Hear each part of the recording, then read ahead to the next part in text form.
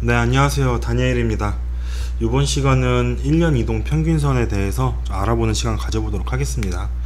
기본적으로 지금 많은 트레이더 분들이 사용하는 1년 이동 평균선은 일봉상에서 241선을 많이들 사용을 하고 계세요. 저는 개인적으로 거기다 10일을 더 추가해서 251선을 사용을 하고 있습니다. 요 251선이라고 하면은 요 250일 동안의 주가 흐름을 요 검은색 선으로 이렇게 나타내 준 거예요. 평균 가격을. 기본적으로 그 정도 이제 알고 시작을 하도록 하겠습니다.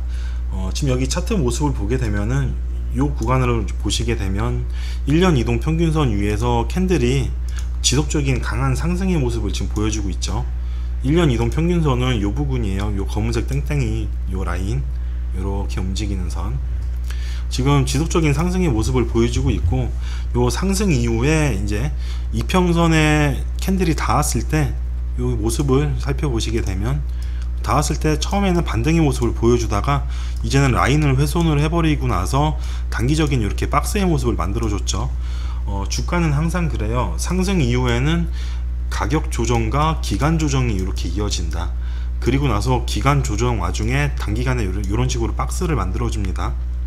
요 박스 구간에서 요 단기간에 요 박스 구간을 지켜주지 못하고 내려온다면은 추가적인 하락이 나올 것이고, 박스 구간을 이렇게 지켜주다가 위로 상승을 해준다면 박스 상단 부분을 돌파한 이후에 재차 주가는 다시 상승 곡선을 이어가게 되겠죠. 그래서 1년 이동 평균선은 굉장히 긴 선이에요. 요 라인을 가지고 이제 전체적인 흐름을 살펴보는 건데, 자, 이렇게 한번 살펴보도록 할게요. 지금 요 모습을 보게 되면은 주가가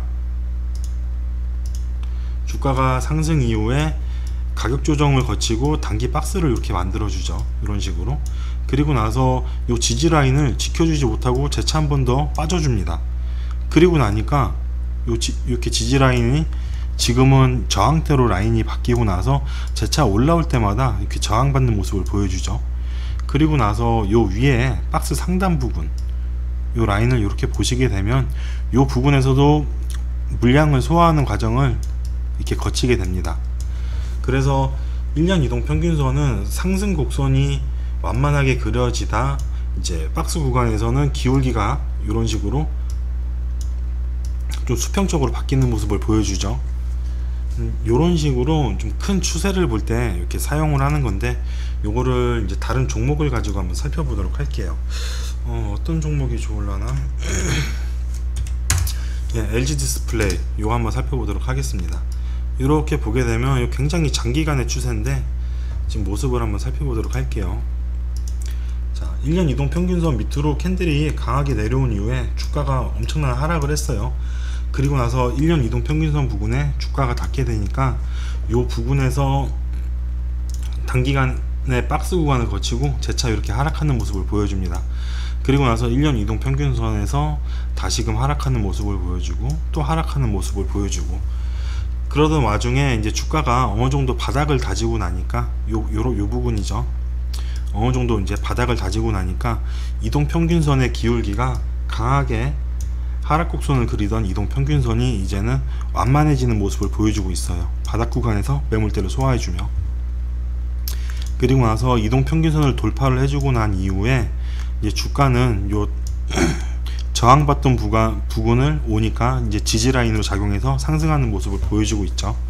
그래서 우리가 매매를 진행을 함에 있어서 이런 구간은 좀 피하자는 거죠. 장기적인 하락 추세가 이어지는 이런 구간, 물론 요 하락 구간에서 단기적인 반등은 계속해서 나와줍니다. 하지만 우리가 요 단기적인 반등 나오는 구간을 잡기가 상당히 어렵죠. 그래서 우리가 매매를 함에 있어서 1년 이동 평균선 위에서 캔들이 돌 때 매매를 진행하자, 이렇게 말씀을 드리고 싶어요. 가장 좋은 구간은 이런 변곡점이 되는 구간이죠. 1년 이동 평균선 아래에서 놀던 캔들이 상승한 이후에 재차 요 저항받던 구간에 캔들이 내려왔을 때 이런 구간에서 한번 타점을 잡아보자, 이렇게 좀 말씀을 드리고 싶어요. 그리고 이제 또 다른 종목 한번 살펴볼게요. 포스코 한번 살펴볼까요?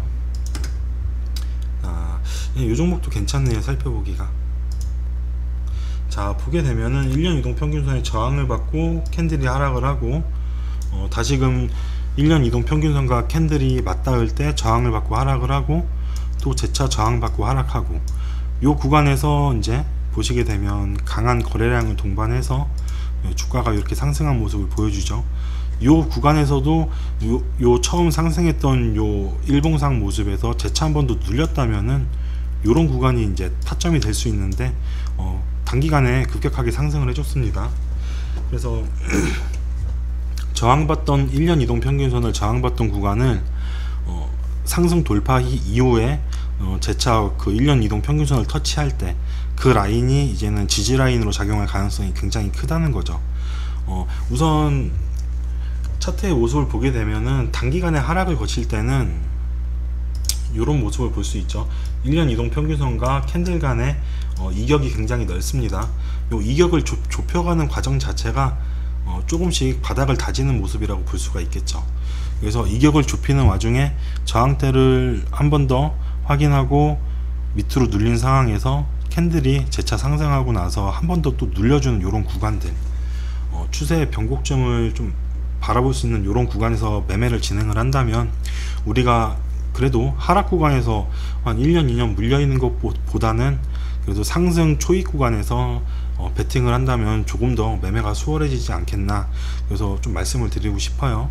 그래서 1년 이동 평균선을 이용을 하셔가지고 매매를 하신다면은 큰 추세 안에서 매매를 진행하는 거기 때문에 그 장기간 물려있는 그런 대참사는 좀 피해갈 수 있지 않나, 확률적으로 줄일 수 있지 않나, 이렇게 생각을 합니다.